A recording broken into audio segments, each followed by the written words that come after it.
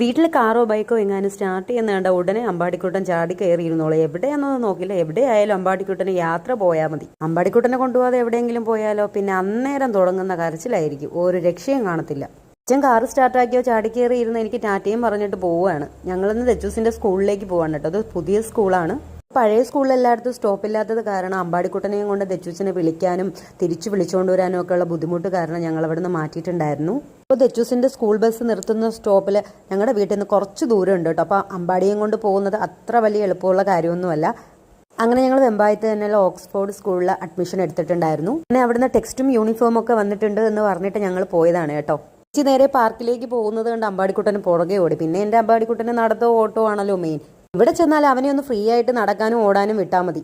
അതിൽ പല സന്തോഷം അവന് മറ്റൊന്നുമില്ല. അങ്ങനെ കേഷൊക്കെ അടച്ചതിന് ശേഷം ഞങ്ങൾ സ്റ്റോർ റൂമിലേക്ക് വന്നിട്ടുണ്ടായിരുന്നു. അങ്ങനെ ദച്ചൂസിനുള്ള സ്കൂൾ യൂണിഫോമും ടെക്സ്റ്റും ഒക്കെ വാങ്ങാൻ വേണ്ടിയിട്ട് അനുചേട്ടൻ നിൽക്കുന്ന സമയത്ത് എനിക്ക് ഡ്യൂട്ടി അമ്പാടിയുടെ പുറകെ നടക്കലായിരുന്നു കേട്ടോ. കിറ്റൊക്കെ മേടിച്ച് വീട്ടിലെത്തിയിട്ട് ഇനി അതിൻ്റെ ഉള്ളിൽ എന്തൊക്കെയുണ്ട് എന്ന് അറിയാൻ വേണ്ടിയിട്ടുള്ള ക്യൂരിയോസിറ്റി കാരണം ഞാൻ അപ്പോൾ തന്നെ എല്ലാം ഒന്ന് ചെക്ക് ചെയ്ത് നോക്കിയിട്ടുണ്ടായിരുന്നു. അതിൻ്റെ ഉള്ളിൽ 3 സെറ്റ് സോക്സ് ഉണ്ടായിരുന്നു, 2 ബ്ലൂ 1 വൈറ്റും പിന്നെ ഒരു ബെൽറ്റ് ഉണ്ടായിരുന്നു.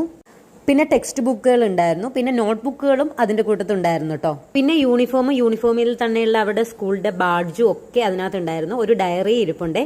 സത്യം പറഞ്ഞാൽ എന്നെ ഏറ്റവും കൂടുതൽ ഞെട്ടിച്ചത് നമ്മൾ ടെക്സ്റ്റ് ബുക്ക് നോട്ട് ബുക്ക് പൊതിയാൻ വേണ്ടിയിട്ടുള്ള പേപ്പർ കൂടി അതിനകത്ത് ഇൻക്ലൂഡ് ആയിരുന്നു. അത് ആക്ച്വലി പേപ്പർ അല്ലായിരുന്നു കേട്ടോ, അതൊരു റീയൂസബിൾ പ്ലാസ്റ്റിക് പോലത്തെ ഒരു ടൈപ്പായിരുന്നു.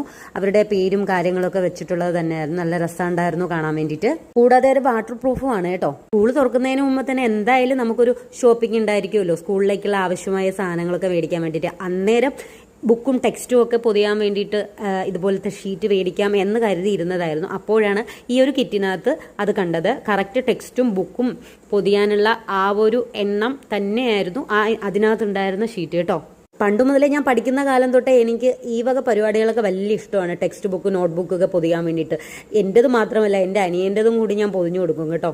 നല്ല ഭംഗിയായിട്ട് പൊതിഞ്ഞ് നെയ്സിപ്പും കാര്യങ്ങളൊക്കെ ഒട്ടിച്ച് അതിൻ്റെ പുറത്ത് പേരൊക്കെ എഴുതി ഞാൻ ഇങ്ങനെ നോക്കിയിരിക്കും, പുതിയ ടെക്സ്റ്റ് എന്നൊക്കെ പറഞ്ഞിട്ട്. കിറ്റൊക്കെ മേടിച്ചുകൊണ്ട് വന്ന് വീട്ടിൽ കൊണ്ട് വെച്ചിട്ട് പെട്ടെന്ന് തന്നെ ചെയ്യാനുള്ള ജോലിയും കാര്യങ്ങളൊക്കെ ചെയ്ത് തീർത്തതിന് ശേഷം ടെക്സ്റ്റ് പൊതിയാൻ വേണ്ടിയിട്ട് ഞാൻ വന്നിരുന്നേ. നമുക്ക് ഇൻട്രസ്റ്റിംഗ് ആയിട്ടുള്ള കാര്യങ്ങൾ ചെയ്യാനായിരിക്കുമല്ലോ കൂടുതൽ ഇഷ്ടമല്ലേ. അങ്ങനെ ദച്ചൂസിന്റെ ടെക്സ്റ്റും ബുക്കും ഒക്കെ പൊതിയാൻ വേണ്ടിയിട്ട് എടുത്ത് വെച്ചിട്ടുണ്ട്. ടെക്സ്റ്റ് ബുക്കിന്റെ എണ്ണത്തിനനുസരിച്ചുള്ള അതേ വലിപ്പത്തിലുള്ള ഷീറ്റും ഉണ്ടായിരുന്നു.